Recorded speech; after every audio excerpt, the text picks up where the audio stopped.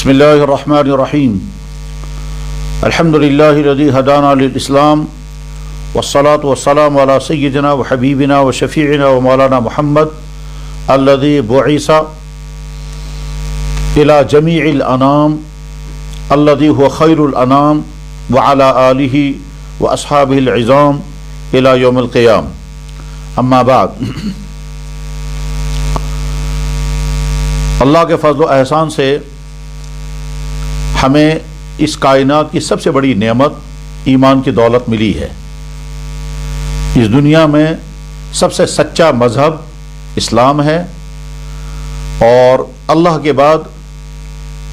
جناب رسول اکرم صلی اللہ علیہ وسلم کی ذات اقدس کا مقام ہے۔ اللہ نے اپنے فضل اور احسان سے ہمیں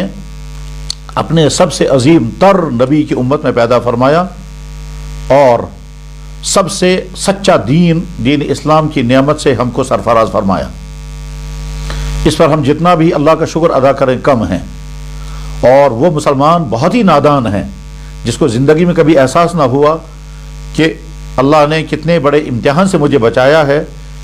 اور کتنا بڑا انعام مجھے عطا کیا ہے۔ امتحان سے بچایا ہے کہ معنی یہ ہے کہ ہم کو کسی ایسے گھر میں پیدا نہیں کیا جو گھر ایمان سے محروم تھا۔ اگر ایسا ہوا ہوتا تو شاید ہم بھی اسی طرح سے اس پوری زندگی میں ایمان سے محروم رہ جاتے، جس طرح سے بے شمار وہ انسان جو سمجھدار بھی ہیں، پڑھے لکھے بھی ہیں، ہر سوسائٹی کے لوگ ہیں، وہ ایمان کی نعمت سے محروم ہیں۔ ان میں بہت سارے وہ جو سمجھتے ہیں اور بہت سارے وہ ہیں جو سمجھتے بھی نہیں ہیں۔ اللہ نے مشکل امتحان سے ہم کو بتایا، نعمت ایمان ہمیں نصیب فرمائی۔ اس نعمت ایمان پر شکر ادا کرنے کے ساتھ ساتھ ہمیں ارادہ کرنا چاہیے کہ جب اللہ نے اسلام کی دولت ہمیں عطا فرمائی تو ہمیں اسلام کے مطابق زندگی گزارنی ہے۔ اسلام میں کچھ چیزیں تو ماننی ہوتی ہیں، ان کو کہتے ہیں ایمانیات، اور اسلام میں کچھ چیزیں انجام دینی ہوتی ہیں، ان کو کہتے ہیں اللہ اور اللہ کے نبی کی طرف سے لازم ہونے والے امور اور اعمال۔ اور کچھ چیزوں سے بچنا ہوتا ہے، یہ وہ چیزیں ہیں جو اللہ اور اللہ کے نبی نے انسانوں کے لیے حرام کر دی ہیں۔ تو گویا ہم کہہ سکتے ہیں کہ اسلام تین چیزوں کا نام ہے: ماننے والی چیزوں کو مان لینا، ایمان اور عقائد; کرنے والی امور کو انجام دینا، فرائض اور سنن; بچنے والی چیزوں سے بچنا، محرمات اور مکروہات۔ بس یہ تینوں چیزیں جب ہم کریں گے تو گویا ہمیں اپنی زندگی میں ایمان اور اسلام کا تقاضا پورا کر لیا۔ اس کے بعد پھر ہر مسلمان پر اسلام کی طرف سے ذمہ داری ہے کہ وہ دوسرے انسانوں تک دین کو پہنچائے اور دین کی خدمت کرے۔ یہ دین کی خدمت چاہے حفاظت کے قبیل سے ہو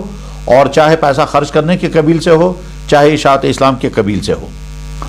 عام مسلمان کو جب دین پر عمل کرنا ہو تو ظاہر ہے اس کو پہلے دین سیکھنا ہوگا، اور اگر وہ خود سیکھنے کی پوزیشن میں نہیں ہے تو اس کے لیے ایک ہی حل ہے کہ وہ دین پوچھے۔ بالکل اسی طرح سے جیسے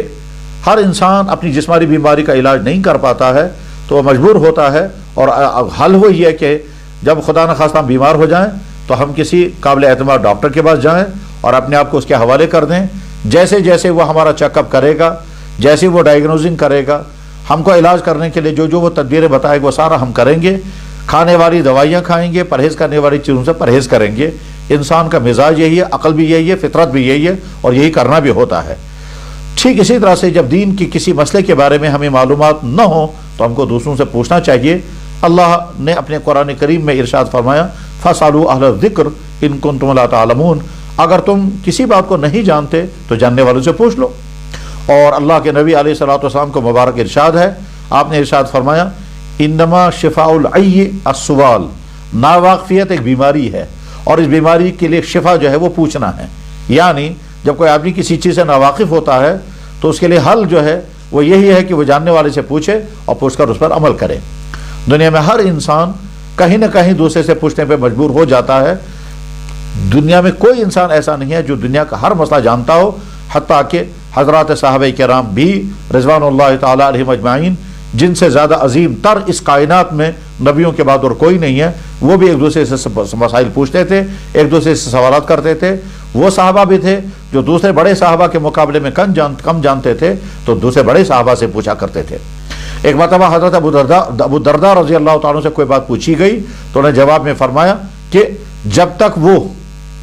तकिए वाला सहाबी तुम्हारे दरमियान मौजूद है एक हदीस में, और एक फरमाया जब तक वो हिब्र उम्मत मौजूद है तब तक किसी और से मत पूछा करो। उनका इशारा है हज़रत अब्दुल्लाह बिन मसूद रज़ी अल्लाह तआला की तरफ। हज़रत अब्दुल्लाह बिन मसूद रज़ी अल्लाह तआला हुज़ूर नबी अलैहिस्सलातु वस्सलाम के नालैन मुबारक और आपका तकिए मुबारक और आपके लिए पानी का लोटा लेकर के रखते थे, इसलिए उनको कहा जाता था साहिबुल नालैन, उनको कहा जाता था साहिबुल विसादा, और उनको कहा जाता था साहिबुल इदावा। यानी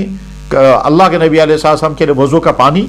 इसी तरह से आपके नालैन मुबारक, और इसी तरह से आपके लिए बैठने के लिए एक बेहतरीन शानदार तकिया या मसनद वो हमेशा साथ रखते थे। तो हज़रत अबू दरदा ने फरमाया कि जब तक ये नालैन वाला या ये तकिए वाला जब तक तुम्हारे दरमियान मौजूद है किसी और से पूछने की ज़रूरत नहीं है, और वो खुद भी उनसे पूछा करते थे।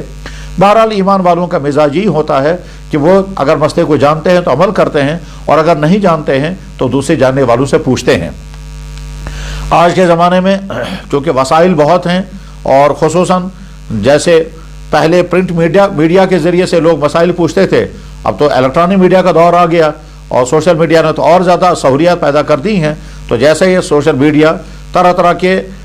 दुनियावी मकासद के लिए और बाज़ दफ़ा गलत कामों के लिए भी इस्तेमाल होते हैं, इसी तरह से अगर इसका इस्तेमाल दीन के लिए हो और दीन की इशाअत और दीन की हिफाजत और दीन के सिलसिले में मालूमात इसके ज़रिए से ली जाए तो गोया हम इसे फ़ायदा उठा सकते हैं।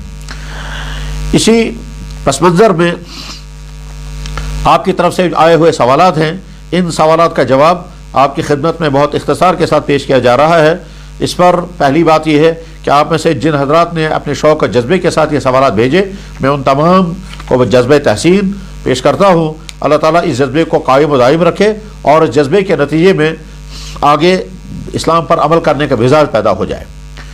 आप में से जिन जिन भाइयों ने सवालात भेजे हैं उनका नाम लेकर के मैं जवाबात अर्ज़ करता हूँ। सवाल भेजा है जनाब मोहम्मद आसिम मीर साहब ने, ये टंगमरग से हैं। ये सवाल करते हैं कि मैं अस्थमा का मरीज़ हूँ और मुझे कभी कभी सांस लेने में बड़ी तकलीफ़ होती है और इन्हेलर की ज़रूरत पड़ती है, क्या इन्हेलर की वजह से मेरा रोज़ा सलामत रहेगा या रोज़ा टूट जाएगा? तो जवाब उसका यह है कि इन्हेलर के मुतालिक फ़िक़ही सेमिनार में जहाँ डॉक्टर हज़रात भी थे और उलमा भी थे, और तवील बहस व तमहीज़ के बाद ये फैसला हुआ है कि इन्हेलर की बिना पर इन्हेलर के इस्तेमाल की वजह से रोज़ा टूट जाता है। लिहाजा वो भाई जो अस्थमा का मरीज़ हो वो अगर रोज़ा रख पाए तो इस कोशिश में रहना है कि पूरे दिन में इन्हेलर इस्तेमाल नहीं करना है। लेकिन अगर वो इन्हेलर के बगैर रोज़ा नहीं रख पाता है तो उसको चाहिए कि रोज़ा छोड़ दें और इन्हेलर इस्तेमाल करें। रमज़ान के बाद अगर वो सेहतियाब हो जाते हैं तो उसके बाद फिर वो रोज़े रख लें, और अगर नहीं तो जब तक ये सांस की तकलीफ़ काबू में ना आ जाए तब तक वो रोज़े नहीं रखें। और अगर खुदा न खास्ता ये तकलीफ़ दूर नहीं हुई और वो रोज़ा नहीं रख पाए तो फिर आगे चलकर उनको रोज़े का फ़िदिया देना होगा, और रोज़े का फ़िदिया एक दिन के बदले में एक सदका फ़ितर है। ये आप फरमाते हैं कि मैं बिना रोज़े के नहीं रह सकता क्योंकि बचपन से ही रोज़े की आदत है। बहुत अच्छी बात है, बचपन से ही रोज़े की आदत है, लेकिन अब इन्हेलर के इस्तेमाल की वजह से आपका रोज़ा कायम नहीं रह सकेगा, इसलिए इस आदत की बिना पर तो रोज़ा ज़रूर रखना चाहिए, मगर जब तक ये बीमारी काबू में ना आ जाए तब तक आप रोज़ा अगर नहीं रख पाएंगे। और अगर आप रोज़ा रखते हैं और इन्हेलर इस्तेमाल करें तो उसे रोज़ा टूट जाएगा। ये ऐसा ही है जैसे आप कहेंगे कि साहब आजकल मैं रोज़ा रखता हूँ लेकिन पानी पीने की सख्त मजबूरी है और उसके बगैर मेरा गला जो है वो खुश्क हो जाता है और मैं बेहोश हो जाता हूँ, तो क्या पानी पीने की इजाज़त होगी या नहीं? तो जवाब है कि नहीं, पानी पीने से आपका रोज़ा टूट जाएगा। एक और सवाल आपने भेजा है कि अगर गुस्ल फ़र्ज हो तो क्या सहरी खाने से पहले गुस्ल करना ज़रूरी है या हम सहरी के बाद में मुख्तसर भी कर सकते हैं? जवाब यह है कि अगर खुदा न खासा किसी इंसान को गुस्ल फ़र्ज हो गया हो तो कोशिश ये करनी है कि सहरी खाने से पहले पहले गुस्ल कर लें ताकि आप सहरी भी खा सकें और फजर की नमाज भी पढ़ सकें। लेकिन अगर वक्त इतना नहीं है कि आप गुस्ल कर सकें तो फिर दूसरा हल ये है कि सहरी बहुत मुख्तसर खाएं ताकि आप उसके फ़ौरन बाद गुस्ल कर सकें, क्योंकि अगर आप गुस्ल नहीं करेंगे तो फजर की नमाज नहीं अदा हो सकेगी। तो लिहाजा आप मुख्तसर सहरी खाएं, जिस मुख्तसर सहरी खाने के नतीजे में आपको गुस्ल करने में कोई रुकावट न हो, क्योंकि आप जानते हैं कि खाना खाने के फ़ौरन बाद अगर गुस्ल किया जाता है तो मैदे के ख़राब होने का खदशा रहता है, लेकिन हल्की डाइट जब आप लेंगे तो उसके बाद फिर गुस्ल करने में कोई मुश्किल नहीं होगी। साथ में एक चीज़ और करनी है, वो ये कि अच्छा اچھا گرم پانی استعمال کیا جائے غسل کرنے میں، اس کی وجہ سے معدے کو نقصان نہیں ہوگا۔ اگر آپ نے سحری فل کھائی اور اس کے بعد پھر فوراً غسل کر لیا تو غسل کرنے کے بعد معدہ بیٹھ جائے گا اور اس کی وجہ سے پھر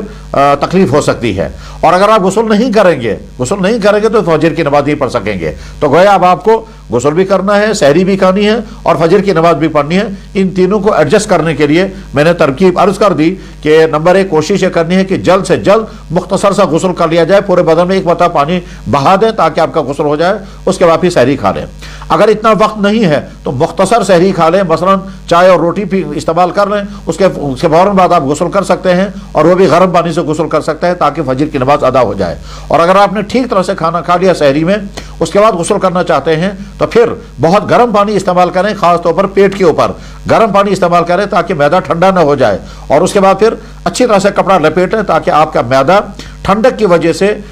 کسی پریشانی کے شکار نہ ہو، اس کے بعد آپ نماز پڑھ سکیں گے۔ اور اگر آپ ایسا نہیں کریں گے تو پھر غسل کیے بغیر آپ کی رمضان کی فجر کی نماز چھوٹ جائے گی۔ آپ کا تیسرا سوال یہ ہے کہ اگر صبح کی نماز قضا ہو گئی تو طلوع آفتاب کے بعد کب تک ادا کر سکتے ہیں؟ جواب یہ ہے کہ اگر صبح کی نماز قضا ہو گئی تو طلوع آفتاب کے بعد آپ جب بھی چاہیں یہ نماز ادا کر سکتے ہیں، کیونکہ قضا ہے۔ اب یہ طلوع آفتاب کے بعد جتنی جلدی ادا کی جا سکے اتنا بہتر ہے۔ یہ 3 سوالات ہیں جناب رئیس احمد ہندواڑہ صاحب کے، اللہ تعالیٰ قبول فرمائے اور آپ کے جذبے کو مزید قوت عطا فرمائے، جس کے نتیجے میں آپ اور زیادہ دین پوچھیں اور دین پر عمل کرنے والے بنیں۔ اگلا سوال ہے محمد آصف صاحب کا۔ آپ کا سوال یہ ہے کہ کیا روزے کی حالت میں ٹوتھ پیسٹ کر سکتے ہیں؟ کہا یہ جاتا ہے کہ اس کا اثر معدے تک نہیں پہنچتا، اس بارے میں تھوڑی سی وضاحت فرمائیں۔ جواب اس کا یہ ہے کہ ٹوتھ پیسٹ کا اثر یقیناً معدے تک نہیں پہنچتا، اس میں کوئی شک نہیں، مگر ٹوتھ پیسٹ میں چونکہ مصنوعی ذائقہ ہوتا ہے، پیسٹ کے اندر چونکہ عام طور پر میٹھا پن یا کبھی تیکھا پن رکھا جاتا ہے یا کبھی پھیکا پن رکھا جاتا ہے اور وہ منہ کے ذائقوں کو متاثر کر لیتا ہے، تو اس لیے تمام کتابوں میں یہ لکھا ہوا ہے کہ ٹوتھ پیسٹ کرنے سے روزہ ٹوٹتا تو نہیں ہے لیکن مکروہ ضرور ہوتا ہے۔ مکروہ ہونے کے معنی یہ ہے کہ روزہ ویسا اچھا نہیں رہا جیسا اچھا روزہ ہونا چاہیے۔ آج کل چونکہ عام طور پر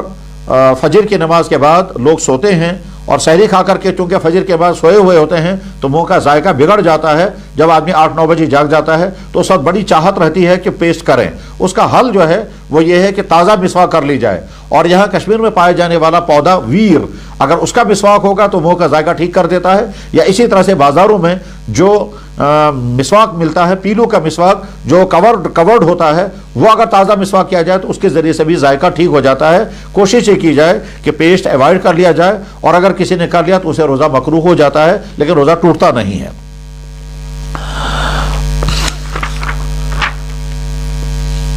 ایک سوال اور یہ آیا ہے، روزے کی حالت میں اکثر ہونٹ خشک ہوتے ہیں، کیا ہم لپ گارڈ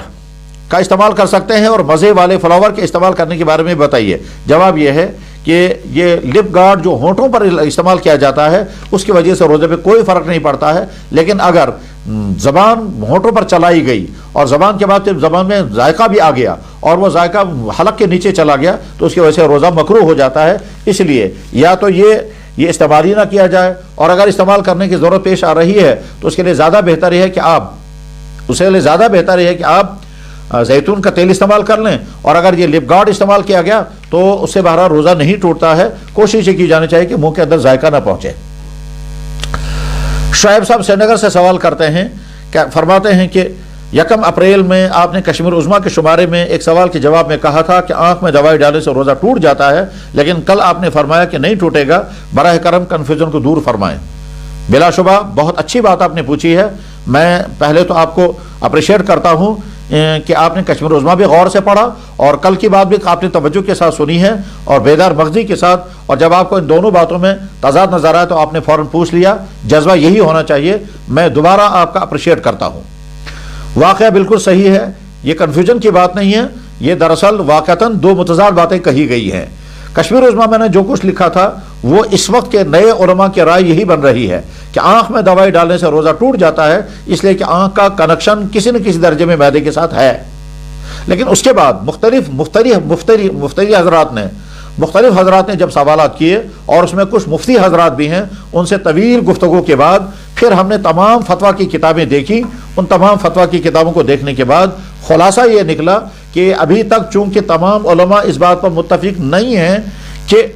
آنکھ میں دوائی ڈالنے سے روزہ ٹوٹ جائے گا، اس لیے وہی سابقہ مسئلہ جو تمام کتابوں میں لکھا ہوا پہلے سے چلا آ رہا ہے کہ آنکھ میں دوائی ڈالنے سے روزہ نہیں ٹوٹے گا، مسئلہ وہی ہے۔ کشمیر عظمیٰ میں جو کچھ لکھا گیا تھا وہ چند علماء کی رائے تھی، لیکن جب تک وہ تمام علماء کی اجماعی رائے نہیں بنے گی تب تک اس پر عمل نہیں کرنا ہے۔ کشمیر عظمیٰ میں جو کچھ لکھا گیا اس کی تصحیح انشاءاللہ اگلے جمعے میں ہونے والی ہے، اور اس کے لیے میں نے الگ سے جواب تیار کیا ہے جو کشمیر عظمیٰ میں چلا جائے گا، اور اس میں یہی جواب آئے گا کہ آنکھ میں دوائی ڈالنے سے روزہ نہیں ٹوٹتا۔ خلاصہ ذہن میں آپ یہ رکھ لیں کہ کشمیر عظمیٰ میں لکھا ہوا جو جواب تھا وہ آج کے کچھ نئے علماء کی تحقیق کی بنیاد پر ہے، لیکن تمام قدیم علماء اور اکثریت علماء کی جن میں 99% ہے، سب کی رائے یہ ہے کہ آنکھ میں دوائی ڈالنے سے روزہ نہیں ٹوٹتا، مسئلہ وہی ہے، اور یہی انشاءاللہ اگلی کشمیر عظمیٰ میں آنے والا ہے۔ فخری پورہ بڑگام سے جناب عادل احمد ڈار صاحب سوال کرتے ہیں، کیا تراویح کی ہر 2 رکعت میں ثنا پڑھنی ہے؟ جواب ہے یقیناً پڑھنی ہے، کیونکہ ثنا کا تعلق جو ہے وہ نماز کے شروع کرنے سے ہے۔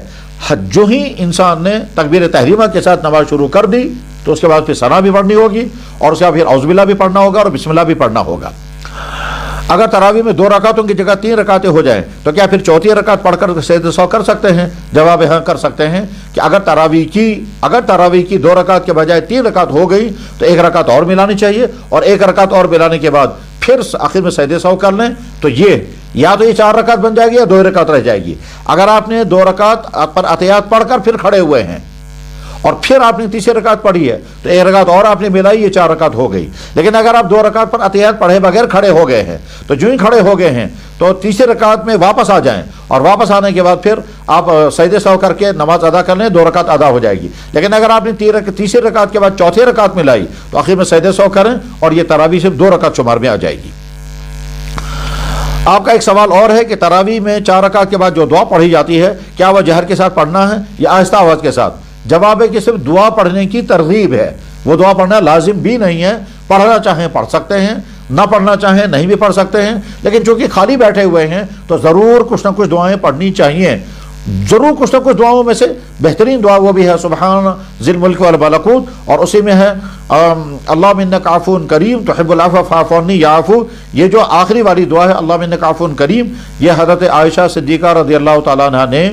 جناب رسول اکرم صلی اللہ علیہ وسلم کی بارگاہ اقدس میں سوال کیا کہ یا رسول اللہ اگر مجھے شب قدر نصیب ہو جائے تو مجھے کیا دعا مانگنی چاہیے؟ تو آپ علیہ السلام نے یہی دعا سکھائی تھی اللہم انک عفو کریم تحب العفو فاعف عنی۔ تو لہذا 4 رکعتوں کے بعد جو دعا پڑھی جاتی ہے وہ پڑھنا بالکل درست ہے، جہرن پڑھنا لازم نہیں، آہستہ پڑھنا ضروری نہیں، کسی طرح سے دعا پڑھی جائے لیکن پڑھی جائے، اور اگر کوئی انسان خاموش رہتا ہے تو اس کی بھی اجازت ہے، اور اگر کوئی انسان ان 4 رکعتوں کے بیچ میں اگر کوئی انسان ان 4 رکعتوں کے بیچ میں نوافل پڑھنا چاہے تو وہ بھی پڑھ سکتے ہیں۔ بلکہ مکہ مکرمہ میں صحابہ اور تابعین کے زمانے میں، مکہ المکرمہ میں صحابہ اور تابعین کے زمانے میں 4 رکعت کے بعد لوگ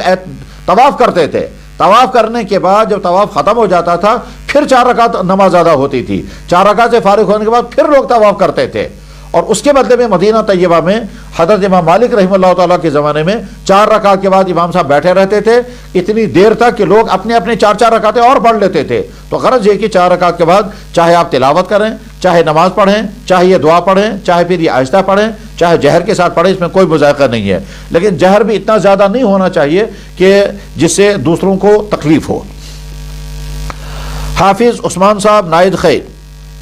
سوناواری سے سوال پوچھ رہے ہیں، فرماتے ہیں اگر کسی چھوٹے محلے میں مسجد نہ ہو، پھر وہ کسی کمرے میں صرف رمضان مبارک میں 5 وقتہ نماز ادا کر رہے ہوں تو کیا وہاں اعتکاف کر سکتے ہیں یا نہیں ہے؟ جواب ہے کہ ایسے کمرے میں اعتکاف نہیں کر سکتے، کیونکہ اعتکاف کے لیے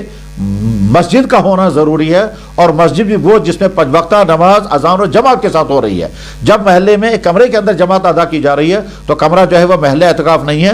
اعتکاف جو ہے وہ مسجد کے اندر کیا جانا چاہیے۔ مصعب ابن اعجاز صاحب بانڈی پورہ سوال پوچھ رہے ہیں سفر میں روزے کا کیا حکم ہے؟ جواب، سفر میں روزہ رکھنا چاہیے، اس لیے کہ آج کے زمانے کے سفر میں بڑی آسانیاں ہوتی ہیں، لیکن اگر کوئی انسان سفر کی وجہ سے روزہ چھوڑنا چاہے تو قرآن نے اس کو اجازت دی ہے کہ سفر کی بنا پر آپ روزہ چھوڑ سکتے ہیں، قضا کر سکتے ہیں۔ چنانچہ قرآن کریم میں اللہ تعالیٰ شان و ارشاد فرماتے ہیں فَمَنْ كَانَ مِنْكُمْ مَرِيضًا أَوْ عَلَى سَفَرٍ فَعِدَّةٌ مِّنْ أَيَّامٍ أُخَرَ، اگر تم میں سے کوئی انسان بیمار ہو یا سفر کی حالت میں ہو تو وہ ان ایام جو سفر یا بیماری کی وجہ سے چھوٹ گئے ان ایام کے روزے وہ بعد میں رکھ سکتا ہے۔ تو گیا سفر میں روزہ قضا کرنے کی اجازت ہے اور بعد میں روزوں کی قضا کرنی ہوگی، لیکن یہ اجازت ہے، یہ لازم نہیں ہے، یہ کنسیشن ہے، یہ آرڈر نہیں ہے۔ اگر کوئی انسان رمضان میں سفر کے اندر روزہ رکھ لے تو بہت بہتر ہوگا، بلکہ زیادہ ثواب ہوگا۔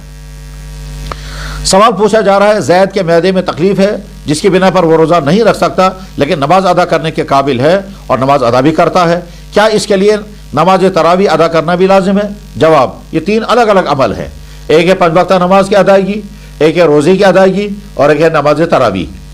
اب اگر کوئی انسان کسی وجہ سے روزہ نہیں رکھ سکتا تو نماز اس کے لیے فرض ہے، وہ فرض رہے گی۔ تراویح کی نماز جیسے باقی لوگوں کے لیے اس کے لیے بھی ہے، لہٰذا اگر کوئی انسان روزہ نہیں رکھ پا رہا ہے تو اس کا معنی یہ نہیں ہے کہ وہ نماز بھی چھوڑ دے، اور یہ بھی معنی نہیں ہے کہ وہ تراویح نہ پڑھے۔ جذبہ یہ ہونا چاہیے کہ یا اللہ میں اگر روزہ نہیں رکھ پا رہا ہوں کم سے کم تراویح تو شوق کے ساتھ ادا کروں گا تاکہ میں 2 خیروں سے محروم نہ ہو جاؤں۔ خلاصہ یہ ہے کہ جو آدمی کسی مجبوری کی بنا پر، کسی عذر کی بنا پر، چاہے جسمانی تکلیف اس کی بنا پر اگر وہ روزہ نہیں رکھ پا رہا ہے تو تراویح ضرور پڑھے، اور جب تراویح پڑھے گا تو تراویح کا اجر و ثواب اس کو ضرور ملے گا۔ یعنی خلاصہ دراصل یہ ہے کہ تراویح کی نماز روزے پر موقوف نہیں ہے کہ اگر روزہ ہوگا تو تراویح ہوگی ورنہ تو نہیں، ایسا نہیں ہے۔ جن کو سرے سے روزہ نہیں رکھنا ہے، مثلا وہ بوڑھا انسان جو اتنا کمزور ہو چکا ہے کہ جس کو اب سرے سے روزہ رکھنے کی طاقت ہی نہیں ہے اور آئندہ بھی اس کو صحت یاب ہونے کی امید نہیں ہے اور آئندہ بھی امید نہیں ہے کہ وہ روزہ رکھ پائے گا، وہ انسان روزوں کے بدلے میں فدیہ ادا کرے گا، روزہ رکھے گا ہی نہیں، لیکن تراویح پڑھ سکتا ہے۔ چلو اگر وہ کھڑے ہو کر تراویح پڑھ سکتا ہو تو بہت اچھا، اور اگر جو بیٹھ کے تراویح پڑھنا چاہے تو پڑھ سکتا ہے۔ تو تراویح الگ حکم ہے، اور یہ ایسا ہی ہے کہ اگر کوئی انسان یہ کہے گا کہ صاحب اگر میں کھانا نہیں کھا پا رہا ہوں تو کیا مجھے پانی پینے کی اجازت ہے یا نہیں؟ جواب ہے پانی الگ عمل ہے اور کھانا کھانا الگ عمل ہے۔ ظہور احمد صاحب اوڑی سے سوال کرتے ہیں اگر کوئی صاحب نصاب ہوتے ہوئے بھی صدقہ فطر ادا نہ کرے تو اس کے روزوں کا کیا حکم ہے؟ جواب ہے اس کے روزے ادا ہو گئے، روزے سر سے اتر گئے، روزوں کی ذمہ داری پوری ہو گئی، مگر صدقہ فطر ادا نہ کرنے کا وبال اس کے سر پر ہے اور یہ معاف نہیں ہوگا۔ اگر کسی شخص نے صدقہ فطر ادا نہیں کیا تو اس کو صدقہ فطر ادا کرنا ہوگا اور تاخیر کرنے پر اللہ سے توبہ بھی کرنی ہوگی۔ مثلا صدقہ فطر کی ادائیگی کا وقت عید الفطر سے پہلے ہے، اب اگر کوئی عید الفطر کی نماز بھی ہو گئی صدقہ فطر ادا نہیں کر پایا تو عید الفطر کی شام تک صدقہ فطر ادا کرے، نہیں ادا کیا تو اگلے دن ادا کرے، اگر اس نے پھر بھی ادا نہیں کیا تو ہفتے بار، لیکن اگر اب تک ادا نہیں کیا تو آج بھی وہ صدقہ فطر اس کے کندھوں پر باقی ہے اور وہ ادا کرنا لازم ہے۔ پیر مصباح الدین صاحب رشیدی ترہگام کپواڑہ سے سوال کرتے ہیں، فرماتے ہیں کیا داڑھی رکھنا سنت ہے اور کتنی رکھنی سنت ہے؟ جواب میں عرض یہ ہے کہ داڑھی رکھنا سنت نہیں، داڑھی رکھنا واجب ہے، داڑھی رکھنا لازم ہے، اور لازم اور واجب اس عمل کو کہا جاتا ہے جس عمل کو اللہ کے نبی نے کیا اور کبھی نہیں چھوڑا۔ جس عمل کو اللہ کے نبی نے ہمیشہ کیا اور کبھی نہیں چھوڑا اس کو کہا جاتا ہے واجب، جیسے عید کی نماز۔ اللہ کے نبی علیہ السلام جب عید کی نماز شروع کی تو پھر آپ نے کبھی نہیں چھوڑی، حالانکہ عید کی نماز کا حکم کہیں قرآن کریم میں نہیں ہے۔ تو سمجھ لینا چاہیے کہ واجب اس عمل کو کہا جاتا ہے جس عمل کو اللہ کے نبی نے کیا، تسلسل سے کیا اور کبھی نہیں چھوڑا اور چھوڑنے کی اجازت بھی نہیں دی، اس عمل کو واجب کہا جاتا ہے۔ اس لیے ساری امت کا متفقہ فیصلہ یہ ہے کہ داڑھی رکھنا واجب ہے، لازم ہے، اور داڑھی مونڈ جانا جو ہے وہ سخت گناہ ہے، سخت منع ہے، اور تمام کتابوں میں لکھا ہوا ہے۔ لہٰذا یہ سوال ہی کرنا صحیح نہیں ہے کہ صاحب داڑھی رکھنا سنت ہے یا غیر سنت ہے، نہیں، سنت کا اس میں کوئی تعلق نہیں ہے، داڑھی رکھنا واجب ہے، لازم ہے۔ اللہ کے نبی علیہ الصلوۃ والسلام جب کسی چیز کا حکم دیتے ہیں تو حکم بھی واجب ہوتا ہے، چنانچہ ایک علم ہے اصول فقہ جس کو ہمارے علماء جانتے ہیں، اس اصول فقہ کا ایک ضابطہ ہے الامر للوجوب، یعنی اللہ کے نبی جب کسی چیز کا حکم کریں تو وہ چیز واجب ہو جاتی ہے۔ تو داڑھی رکھنے کا آپ نے حکم دیا ہے، اور ایک حدیث میں نہیں ہے، متعدد احادیث میں ہے، اور وہ احادیث تمام کے تمام صحیح احادیث میں، بخاری شریف، مسلم شریف وغیرہ، تمام صحابہ میں سے کوئی ایک صحابی بھی نہ داڑھی کا مونڈنے والا تھا نہ داڑھی کترنے والا تھا۔ اور اس سلسلے میں ساری امت کا فیصلہ یہ ہے کہ داڑھی کی کم سے کم مقدار، وہ بھی صحابی کے عمل سے معلوم ہوئی ہے، داڑھی کی کم سے کم مقدار ایک مٹھی کے بقدر ہے، اس سے کم داڑھی رکھنا درست نہیں ہے۔ لیکن جس آدمی نے ایک مٹھی سے کم داڑھی رکھی ہے، بہرحال وہ موڑنے والے کے مقابلے میں کم درجے کا گنہگار ہے، موڑنا زیادہ خطرناک ہے بمقابلے اس کے کہ مختصر رکھی جائے۔ دراصل شریعت کا اعلیٰ درجے کا حکم یہ ہے کہ انسان کا چہرہ اور بشرا، انسان کی وضع قطع، انسان کا لباس مکمل اسلام کے مطابق ہو، یہ ہے سب سے اعلیٰ درجہ، اور وہ وہی ہے کہ جو اللہ کے نبی علیہ السلام کا طرز عمل تھا۔ اگر کوئی انسان یہ سوال کرتا ہے کہ داڑھی کی مقدار کتنی ہونی چاہیے، تو جواب ہے کہ جو اللہ کے نبی کی داڑھی مبارک کی مقدار تھی وہی مقدار ہونی چاہیے، اور اللہ کے نبی علیہ السلام کی داڑھی مبارک ایک مٹھی سے کم نہیں تھی، وہ خشخشی نہیں تھی، تو وہی داڑھی ہے جو اسلام کا حکم ہے۔ ویسے داڑھی رکھنا تمام انبیاء علیہ السلام کی سنت ہے، اور داڑھی کا ثبوت خود قرآن کریم سے ہے، ثبوت میں عرض کر رہا ہوں قرآن کریم سے ہے۔ اللہ جل شانہ نے حضرت موسیٰ علیہ السلام کے واقعے میں بیان فرمایا کہ جب موسیٰ علیہ السلام طور پر تورات لینے کے لیے گئے، جو واپس آئے تو دیکھا ان کی قوم بگڑ چکی تھی، تو حضرت موسیٰ علیہ السلام نے اپنے بھائی حضرت ہارون علیہ السلام کو سرزنش کرتے ہوئے، ڈانٹ ڈپٹ کرتے ہوئے یہ پوچھا کہ بھائی تم کہاں تھے اور یہ ساری قوم گمراہ ہو گئی؟ تو قرآن کریم نے وہاں بیان فرمایا کہ موسیٰ علیہ السلام نے اپنے بھائی حضرت ہارون کو داڑھی اور بالوں سے پکڑا، تو بھائی نے عرض کیا یا ابن اخی لا تاخذ بلحیتی ولا براسی، بھائی جان میری داڑھی اور میرے سر کے بال مت پکڑو۔ تو گئے اس کا مطلب ان کی داڑھی اتنی تھی جسے پکڑی جا سکتی تھی۔ اسی طرح سے قرآن کریم میں اللہ تعالیٰ شان و ارشاد فرماتے ہیں کہ شیطان انسانوں کو گمراہ کرنے کی تدبیریں جو کرتا ہے، ان میں سے ایک چیز یہ کہ وہ اللہ کے پیدا کیے ہوئے فطری نظام میں تبدیلی پیدا کرتا ہے، انسانوں کا ذہن ایسا بناتا ہے کہ وہ اللہ کے فطری پیدا کی ہوئی چیزوں میں تبدیلی کریں گے۔ فَلَا يُغَيِّرُنَّ خَلْقَ اللَّهِ، شیطان کے گمراہ کرنے کے اعمال کو بیان کیا گیا 5ویں پارے میں، جس میں شیطان یہ کہتا ہے کہ میں انسانوں کو گمراہ کروں گا تو اللہ کی تخلیق میں تغیر کریں گے۔ چانچہ جہاں یہ آیت ہے اس کے ذیل میں تمام مفسرین، حضرت مولانا مفتی محمد شفیع صاحب رحمہ اللہ تعالی نے معارف القرآن میں، حضرت میر واحد مولانا محمد یوسف صاحب نور اللہ مرکزہ نے کشمیری ترجمہ قرآن تفسیر میں نقل فرمایا ہے کہ داڑھی کاٹنا اسی تغییر خلق اللہ میں آتا ہے جس کو قرآن کریم میں منع کیا گیا اور شیطان کا عمل بتایا گیا۔ بہرحال اسے پرہیز کرنے کی ضرورت ہے اور داڑھی ویسی رکھنی چاہیے جیسا شریعت اسلامیہ نے ہمیں حکم دیا ہے۔ اگلا سوال آپ کا یہ ہے کہ کیا داڑھی کا حکم قرآن کریم میں ہے؟ جواب حکم تو قرآن میں نہیں ہے، مگر ثبوت قرآن سے ضرور ہے، اور حکم جیسا کہ میں نے عرض کیا اللہ کے نبی علیہ السلام کا حکم بھی ہے اور آپ کا عمل بھی ہے، حدیث قولی اور حدیث فعلی دونوں سے، اور تمام انبیاء علیہ السلام کے مشترکہ عمل سے داڑھی کا ثبوت اور وجود ثابت ہے۔ جو شخص داڑھی نہیں رکھتا اور پھر وقت اذان دیتا ہے، یہ امامت کرتا ہے، کیا اس کی اذان اور اقامت درست ہے؟ جواب ہے کہ اذان بھی درست ہے اور امامت بھی درست ہے، مگر ایسے شخص کو مستقل امام بنانا مکروہ تحریمی ہے، اور فتویٰ کی تمام کتابوں میں یہی لکھا ہوا ہے۔ جو لوگ داڑھی نہیں رکھتے ہیں کیا ان کی نمازیں ادا ہو جاتی ہیں؟ جواب ہے یقیناً نمازیں ادا ہو جاتی ہیں۔ داڑھی نہ رکھنے کے معنی یہ نہیں ہے کہ اب وہ نماز بھی پڑھے تو نماز بھی ادا نہیں ہوگی، مگر ساتھ میں یہ بھی سمجھنا ہے کہ داڑھی موڑنا، داڑھی نہ رکھنا، داڑھی صاف کرنا ایک ایسا عمل ہے جو آدمی ہر وقت اس جرم کا شکار رہتا ہے، یہاں تک کہ نماز کی حالت میں بھی آدمی اس جرم کا مرتکب ہوتا ہے۔ گویا ایک طرف سے وہ اللہ کا فریضہ ادا کر رہا ہے، دوسری طرف سے ایک دوسرے عمل میں وہ اللہ کی نافرمانی کا مرتکب ہو رہا ہے۔ جو شخص داڑھی کا منکر ہو اس شخص کے لیے کیا حکم ہے؟ تو جواب یہ کہ جب کوئی انسان داڑھی کا انکار کرے تو پہلے اس کی وجہ معلوم کرنی ہوگی، یعنی اسے وجہ پوچھنی ہوگی کہ آپ داڑھی کا انکار کیوں کرتے ہیں۔ جب وہ اپنی وجوہات بیان کرے گا تب اس کا فیصلہ ہوگا کہ وہ کون سے درجے میں آ رہا ہے۔ ممکن ہے اس کے لیے حکم بہت سخت آئے گا، اور یہ بھی ممکن ہے کہ اس کے لیے حکم نرم آئے گا، مگر پہلے جو آدمی داڑھی کا انکار کرتا ہے اس کی وجوہات، اس کے دلائل، اس کی سوچ اور اس کا استدلال سننا ہوگا، اور اس استدلال سننے کے بعد پھر یہاں سے اس کی غلط فہمی دور کی جائے گی۔ اس کے بعد بھی اگر وہ منکر رہتا ہے تب اس کے متعلق کوئی حکم بیان کیا جاتا ہے کہ اب یہ کون سے درجے میں پہنچ گیا یہ مسلمان کہ جو اب داڑھی یا کسی بھی شریعت اسلامیہ کا حکم کا منکر ہو۔ مسئلہ یہ دراصل صرف داڑھی کا ہی نہیں ہے، اسلام نے جتنی چیزوں کا حکم دیا ہے، چاہے وہ عبادات ہوں، چاہے وہ اخلاقیات ہوں، چاہے وہ حرام چیزوں سے بچنے کا معاملہ ہو، تو اگر کوئی انسان کہتا ہے میں نہیں مانتا اسے، تو اس کا حکم بیان کرنے سے پہلے یہ دیکھنا ہوتا ہے کہ اس کے نہ ماننے کی وجہ کیا ہے۔ یہ دلائل ہیں، یہ غلط فہمی ہے، یہ وجوہات ہیں، یہ تعویلات ہیں، استدلال کیا ہے، اس کے بعد اس آدمی کے بارے میں فیصلہ ہوتا ہے۔ عبد الباسط صاحب کولگام سے سوال کر رہے ہیں، مختلف مدارس کے لوگ آج کل چندہ جمع کرنے کے لیے عوام سے زکوٰۃ صدقات لیتے ہیں، لیکن وہ جمع کرتے وقت کسی سے یہ نہیں پوچھتے کہ بندے نے کس قسم کی امداد کی ہے، عام مدد کی ہے، زکوٰۃ دی ہے۔ اسی طرح سے یہ پیسہ ان کو مکس ہو جاتا ہے اور اس میں زکوٰۃ والا پیسہ مدرسے والے وہاں خرچ کرتے ہیں جہاں زکوٰۃ خرچ کرنا جائز نہیں۔ کیا ایسا کرنا ٹھیک ہے یا نہیں؟ اگر نہیں تو اس کا حل کیا ہے؟ جواب یہ ہے ایسا کرنا ہرگز درست نہیں ہے، کہ زکوٰۃ، صدقات، خیرات، عطیات اور امداد کی ساری رقمیں مکس کر دی جائیں۔ یہ طریقہ قابل اصلاح ہے، یہ طریقہ درست نہیں ہے۔ محتاط مدرسوں والے اور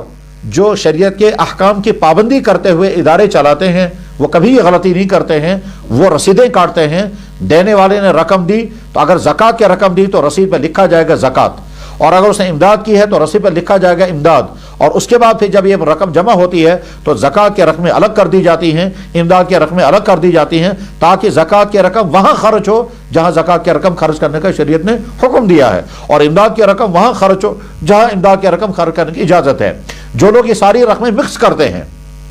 اور اس کے بعد پھر خرچ کرتے ہیں، تو اگر یہ ساری رقمیں خرچ ہو گئی زکوٰۃ کی جگہوں پر تو پھر تو خطرہ نہیں ہے، کیونکہ زکوٰۃ پہ جگہ پر خرچ ہو گئی زکوٰۃ کی رقم اور امداد کی رقم بھی۔ لیکن اگر اس جگہ یہ رقمیں خرچ ہو رہی ہیں جہاں امداد کی رقمیں خرچ ہو سکتی ہے، زکوٰۃ کی رقم خرچ نہیں ہو سکتی ہے، تو اس صورت میں یہ مدرسے والے جرم کا ارتکاب کر رہے ہیں۔ مثلا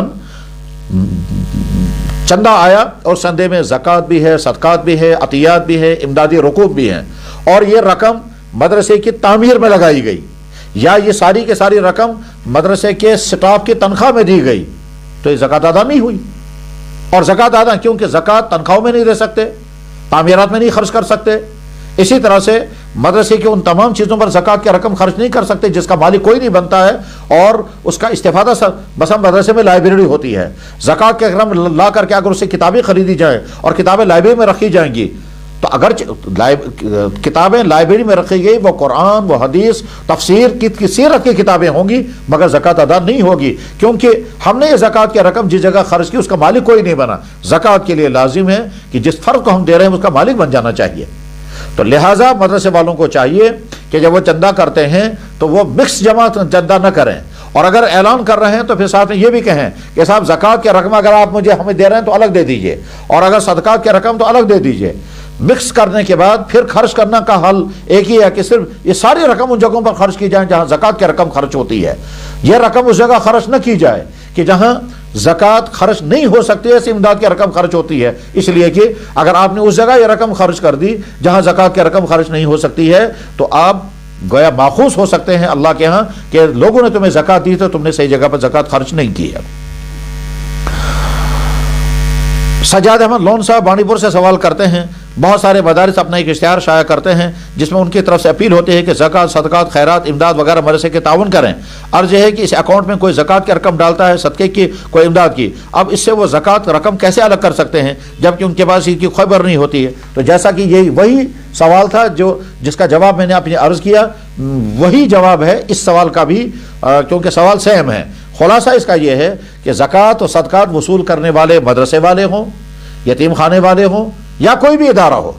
چاہے کوئی طبی ادارہ ہو، چاہے میڈیکل کا ادارہ ہو یا رفاہی ادارہ ہو یا یتیم خانہ ہو، جو لوگ بھی زکوٰۃ و صدقات کی رقمیں جمع کرتے ہیں ان کو پہلے زکوٰۃ و صدقات اور عطیات کی رقمیں خرچ کرنے کے ضابطے اسلام سے سننے سیکھنے پڑیں گے، اور اس کے بعد پھر وہ ان تمام چیزوں کو کریں۔ ایسا نہ ہو کہ آپ زکوٰۃ کی رقمیں جمع کر کے اور وہاں خرچ کر رہے ہیں جہاں زکوٰۃ کی رقمیں خرچ نہیں ہو رہی ہیں، اور اس کے بعد پھر زکوٰۃ دینے والا بری ہو جائے گا اور آپ کا مواخذہ ہو سکتا ہے۔ اللہ تعالیٰ ہماری حفاظت فرمائے۔ سوال میں یہ بھی لکھا گیا ہے کہ 20-20 50-50 روپے کے ٹوکن بناتے ہیں، جب وہ کارڈ دیتے ہیں ان میں بھی زکوٰۃ کی رقم کا اہتمام نہیں رکھا جاتا ہے، تو ان دونوں صورتوں میں زکوٰۃ ادا ہوگی یا نہیں؟ تو جواب ہے کہ زکوٰۃ دینے والا تو بری ہو جائے گا، لیکن آپ جب ان سے پیسہ لے رہے ہیں اور خرچ کر رہے ہیں یہ دیکھے بغیر کہ زکوٰۃ کی رقم یہاں لگے گی یا نہیں لگے گی، تو یہ خرچ کرنے والے جو ہیں وہ اس کے ذمہ دار ہوں گے۔ بہرحال میں پھر اس کو رپیٹ کروں گا کہ جو لوگ یہ زکوٰۃ اور صدقات جمع کرتے ہیں، چاہے وہ مدارس والے ہوں، چاہے یتیم خانے والے ہوں، چاہے وہ دفاعی ادارے والے ہوں، چاہے وہ میڈیکل ایڈ دینے والے ادارے ہوں، جو لوگ بھی زکوٰۃ و صدقات کی رقمیں جمع کرتے ہیں وہ پہلے شریعت کے ضابطوں کو سیکھیں اور سمجھیں کہ زکوٰۃ کی رقمیں کہاں خرچ کرنی ہیں، امداد کی رقمیں کہاں خرچ کرنی ہیں، اس کے مطابق عمل کریں۔ ایسا نہ ہو کہ آپ دینی جذبے کی بنیاد پر ایک قدم اٹھا رہے ہیں اور وہ آپ کے لیے آخرت میں وبال کا ذریعہ نہ بن جائے۔ محمد سالم بن مجید گاندربل صاحب سے سوال کرتے ہیں، کہتے ہیں مفتی صاحب آپ بخوبی یہ بات جانتے ہیں کہ اس کشمیر میں جو ایک بڑی وبا ہے کہ ایک دوسرے کو تعویذ کرنا، مفتی صاحب کوئی وظیفہ بتائیے جس سے پورا اہل و عیال تعویذات کے شر سے محفوظ رہے۔ اس سلسلے میں پہلی بات میں عرض کرتا ہوں، کسی کو تکلیف پہنچانے کے لیے تعویذ کرنا بدترین جرم ہے، اور اس تعویذ میں اگر جادوگری کی جا رہی ہے تو جو لوگ یہ کر رہے ہیں ان کے کفر کا خطرہ ہے۔ اللہ کے نبی علیہ الصلوۃ والسلام نے سخت ترین تردید فرمائی ہے ایسے لوگوں کے لیے کہ جو جادو کرتے ہوں، تعویذ کرتے ہوں، دوسروں کی صحت، دوسروں کا مال، دوسروں کے گھریلو حالات پر جل بھون کر کے کسی ضد یا حسد کی بنا پر ان کے خلاف تعویذ سازی کرنا اور جادوگری کرنا بدترین جرم ہے، گناہ کبیرہ ہے۔ اور وہ جو لوگ یہ کرتے اور کرواتے ہیں، جو یہ تعویذ کرنے والے لوگ ہیں اور جو کروانے والے لوگ ہیں، وہ اسی دنیا میں اس کا سخت ترین خمیازہ بھگتتے ہیں۔ یاد رکھنا چاہیے جو دوسروں کو تعویذ کر کے کسی بھی طرح کا کوئی نقصان پہنچاتا ہے، مرنے سے پہلے وہ اسی طرح بلکہ اس سے بدتر کسی مصیبت کا شکار ہوگا۔ اور جو لوگ یہ تعویذ کرتے ہیں، کسی کے کہنے پر کسی کو تکلیف پہنچانے کا تعویذ کرتے ہیں، چاہے جو بھی لوگ ہیں، یاد رکھیں کہ آپ کسی انسان کے کہنے پر دوسرے انسان کو تکلیف پہنچا رہے ہیں، اور چاہے وہ پیسہ لے رہے ہوں یا چیزیں لے رہے ہوں، تو گویا آپ استعمال ہو رہے ہیں ایک مسلمان کو دکھ پہنچانے کے لیے۔ تو آپ سوچیں کہ اللہ کے نبی علیہ الصلوۃ والسلام کا امتی ہو کر اللہ کے نبی کی دوسرے امتی کو تکلیف پہنچانا کس قدر بدترین جرم ہے۔ اس سلسلے میں حدیث یاد رکھیں، اللہ کے نبی علیہ السلام کو مبارک ارشاد ہے، من ضار ضارہ اللہ، جو دوسرے کو ضرر پہنچائے گا اللہ اس کو ضرور ضرر پہنچائیں گے۔ آپ تعویذ کے ذریعے، جادو کے ذریعے، گالی کے ذریعے یا کسی اور ذریعے سے دوسرے کو ضرر پہنچائیں گے، وہ تو انسان کا ضرر ہوگا، اور جب اللہ آپ کو ضرر پہنچانے پر آئیں گے تو اللہ حفاظت فرمائے وہ نہیں معلوم وہ کیسا ضرر ہوگا۔ چنانچہ بے شمار لوگوں کو جو مصیبتیں آتی ہیں، ان مصیبتوں کا ایک بڑا سبب یہی ہوتا ہے اس نے دوسرے انسان کو تکلیف پہنچائی ہوتی ہے، اب اس کے بدلے میں اللہ تعالیٰ شانو اس کو کسی مصیبت میں مبتلا کرتے ہیں۔ لہذا یہ سخت ترین جرم ہے، تعویذ کرنے والے، کرانے والے دونوں مجرم ہوتے ہیں۔ اللہ نے کسی کو صحت عطا کی، کسی کو مال عطا کیا، کسی کو ترقی عطا کی، اور آپ جل بھون رہے ہیں، حسد کر رہے ہیں، یہ حسد بدترین جرم ہے۔ اللہ کے نبی علیہ السلام نے ارشاد فرمایا کہ حسد نیکیوں کو ویسے ہی کھا جاتا ہے جیسے آگ لکڑی کو کھا جاتی ہے۔ ان الحسد یاکل الحسنات کما تاکل النار الحطب، حسد نیکیوں کو ایسے ہی ختم کر دیتا ہے جیسے آگ لکڑی کو ختم کر دیتی ہے۔ اس دنیا میں حسد کا سب سے پہلا جرم شیطان نے کیا تھا، حسد کے بنا پر انہیں حضرت آدم علیہ السلام کو سجدہ نہیں کیا تھا۔ تو کبھی دوسرے انسان کی حسد نہیں ہونی چاہیے۔ اللہ نے کسی کو ہم سے آگے کر دیا، صحت کے اعتبار سے، خوبصورتی کے اعتبار سے، پیسے کے اعتبار سے، ذہانت کے اعتبار سے، عہدے کے اعتبار سے، مالیات کے اعتبار سے، مکان اچھا ہے، گاڑیاں اچھی ہیں، تو ہم کو خوش ہونا چاہیے۔ اس لیے خوش ہونا چاہیے اللہ نے ہمارے ایک بھائی کو اپنی مرضی کے مطابق زیادہ دیا، مجھے کم دیا۔ قرآن کریم میں اللہ تعالیٰ فرماتے ہیں ام یحسدون الناس علی ما آتاہم اللہ من فضل، کیا ہو گیا لوگوں کو حسد کرتے ہیں اپنے بندے کو، اگر میں نے کوئی چیز دی ہے تم کیوں حسد کرتے ہو؟ حسد کرنے والا دراصل اللہ پر اعتراض کرتا ہے، آپ نے اسے کیوں دیا مجھے کیوں نہیں دیا؟ تو حسد کرنا گناہ کبیرہ ہے، اور حسد کی بنیاد پر پھر کسی انسان کو تعویذ کرنا جو دوسرا گناہ کبیرہ ہے، اس سے بچنا چاہیے۔ اور اب رہا بچنے کی تدبیر، تو اس میں بہت ساری تدبیریں ہیں، ان میں سب سے آسان والی تدبیر یہ ہے کہ صبح اور شام معوذتین یعنی سورہ فلق اور سورہ ناس کا ورد کرنا چاہیے۔ اس ورد کرنے کی تعدادیں الگ الگ ہیں، مثلا ہر فرض نماز کے بعد ایک ایک مرتبہ پڑھیں، یا ہر فرض نماز کے بعد 3 مرتبہ پڑھیں، یا صبح و شام 3 مرتبہ معوذتین یا 4 کل پڑھیں جیسا جس کا اللہ کے نبی علیہ السلام نے حکم فرمایا۔ اور معوذتین یعنی سورہ فلق اور سورہ ناس نازلی ہوئی تھی ایسے وقت میں جب اللہ کے نبی علیہ السلام پر ایک یہودی نے جادو کیا تھا، اور اس جادو کے اثرات آپ کے جسم اطہار پر کسی نہ کسی درجے میں ہوئے تھے، تو سورہ فلق اور سورہ ناس اسی غرض سے نازل ہوئی تھی۔ تو ان دونوں صورتوں کا بہت اہتمام کرنا چاہیے، اس کی وجہ سے انسان بہت سارے شر سے بچ جاتا ہے۔ دوسرا علاج یہ ہے کہ اگر ہو سکے تو منزل پڑھنے کا معمول بنائیں۔ منزل، یہ منزل دراصل قرآن کریم کی آیات کا ایک مجموعہ ہے، اور یہ ہمارے بے شمار اکابر بزرگوں نے ان کو قرآن کریم کی آیتوں میں نقل فرمایا، جس میں حضرت شاہ ولی اللہ محدث دہلوی رحمہ اللہ تعالی بیان فرمایا کرتے تھے۔ پھر اس کے بعد آگے ہمارے بزرگوں میں حضرت مولانا رشید احمد گنگوہی نور اللہ مرکزہ، پھر حضرت مولانا اشرف تھانوی رحمہ اللہ تعالی، پھر آگے چل کر حضرت مولانا زکریا صاحب نور اللہ مرکزہ، کہ جب اس طرح کا کوئی آدمی آتا تھا تو قرآن کریم کی ان آیتوں کو نشان لگا کر دیتے تھے، فرماتے تھے ان آیتوں کا ورد کیا کرو، اس سے تمہارا یہ جادو کا اثر ختم ہو جائے گا۔ بعد میں انہی آیتوں کو الگ شائع کیا گیا، اس کو کہتے ہیں منزل، اور اس میں سورہ الحمد شریف بھی ہے، سورہ بقرہ کی ابتدائی آیتیں بھی ہیں، سورہ بقرہ کی آخری آیتیں بھی ہیں، قرآن کریم میں چند وہ آیتیں بھی ہیں جن کا تذکرہ جادو کے ضمن میں آتا ہے، اور سورہ جن بھی ہے، اسی طرح سے چند اور آیتیں ہیں۔ ان اس مجموعے کو کہا جاتا ہے منزل، وہ منزل حاصل کر کے پڑھ لیا کریں، اور پڑھ کر کے پھر پانی پر دم کریں اور پانی پی لیا کریں، اور اس کے ساتھ ہی کوئی دیندار عامل، جادو کا علاج کرنے والا کوئی دیندار شخص اگر ہو تو اسے اپنا علاج کرانا چاہیے اور اللہ سے حفاظت مانگنی چاہیے۔ اللہ تعالیٰ سب کو محفوظ فرمائے۔ رئیس احمد صاحب خنمو سری نگر سے سوال کر رہے ہیں، اگر کسی انسان کو کسی نے جادو کروایا ہو تاکہ وہ انسان کسی گناہ مبتلا ہو جائے تو کیا اس کو خود اس کا گناہ کی سزا ملے گی، جبکہ اپنی مرضی سے نہیں کر رہا ہے بلکہ جادو کی طاقت سے اس لیے وہ کروایا جا رہا ہے؟ اگر کسی انسان نے دوسرے انسان پہ جادو کیا اور اس جادو کرنے کی وجہ سے اس انسان کا دماغی توازن قائم نہیں رہا، اس کی سوچ و سمجھ جو ہے وہ متاثر ہو گئی، اور وہ اب کسی گناہ کا ارتکاب کر رہا ہے، لیکن اس گناہ کا ارتکاب کرتے ہوئے اس کی اپنی سوچ کچھ بھی کام نہیں کر رہی ہے، اور وہ جو ہے وہ اس گناہ کے کام کا گناہ سمجھ بھی نہیں رہا ہے، اور یہ سارا جادو کا اثر ہے، تو امید ہے کہ اللہ تعالیٰ شانہ اس گناہ پر اس کا مواخذہ نہیں کریں گے۔ لیکن جس شخص نے یہ جادو اس پر کیا اور جس کی وجہ سے اس کے آدمی کی حالت یہ ہو گئی، وہ شخص جیسا کہ میں نے پہلے تفصیل کے ساتھ عرض کیا، یہ سخت ترین مجرم ہے جو دوسرے انسان پر جادو کر کے اسے گناہ کروا رہا ہے۔ اب ظاہر ہے جادو کرنا ایک گناہ، اور اس کے بعد پھر اس نے جو گناہ کیا ہے اس گناہ کا خمیازہ پہلے اس انسان پر آ جائے گا جس انسان نے یہ جادو کر کے اور اس کے بعد اسے گناہ کروایا جا رہا ہے۔ اللہ تعالیٰ حفاظت فرمائے، اور یہ سخت گناہ ہے، سخت جرم ہے، اور ایسا انسان تیار رہنا چاہیے اسی دنیا میں کسی سنگین سزا کا شکار ہونے کے لیے، کسی سنگین عذاب میں مبتلا ہونے، اور آخرت میں تو عذاب ہوگا ہی ہوگا۔